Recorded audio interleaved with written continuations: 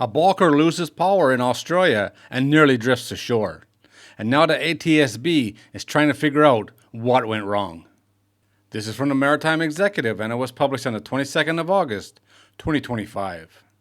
The Australian Transportation Safety Bureau, or ATSB, is investigating the circumstances around an incident where a large bulker lost power and drifted dangerously close to Newcastle.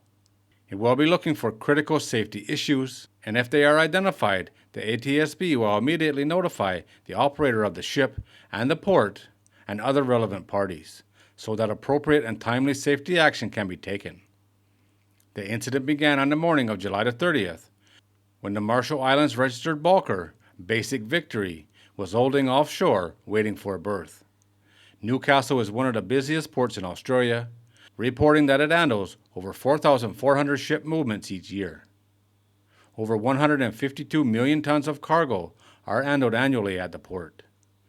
The bulker, which was built in the Philippines in 2021, was about 20 miles offshore while waiting for a berth when it reported at about 8 a.m. local time that its main engine had failed.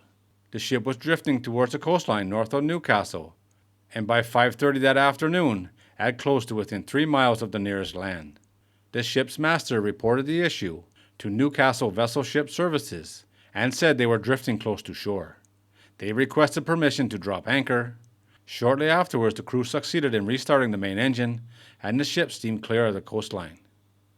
After the ship had berthed in Newcastle on August the 7th, ATSB reports that investigators boarded the ship for an inspection and to collect evidence, including interviewing the master and crew members.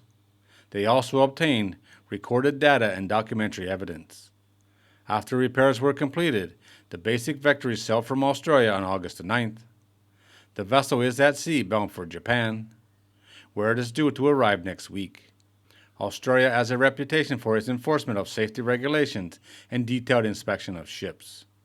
The Australian Maritime Safety Administration has administered bans on ships that are repeat violators or have failed to undertake proper repairs and maintenance.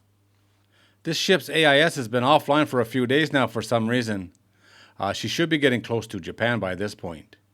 I don't know what Australia is looking for or how they can do an inspection on a vessel that they have no access to. They went on board, they looked around, they did their thing, and then they let the ship go. So what are they investigating at this point? All the work is already done. If they don't know by now what the problem was or what went wrong or what actually had to be fixed, then what's the chance of ever figuring it out? But either way, the ship is back in business and she's no longer in Australia. But the thing is with the ATSB, if they find something they don't like, she can be banned from Australia for a year or longer.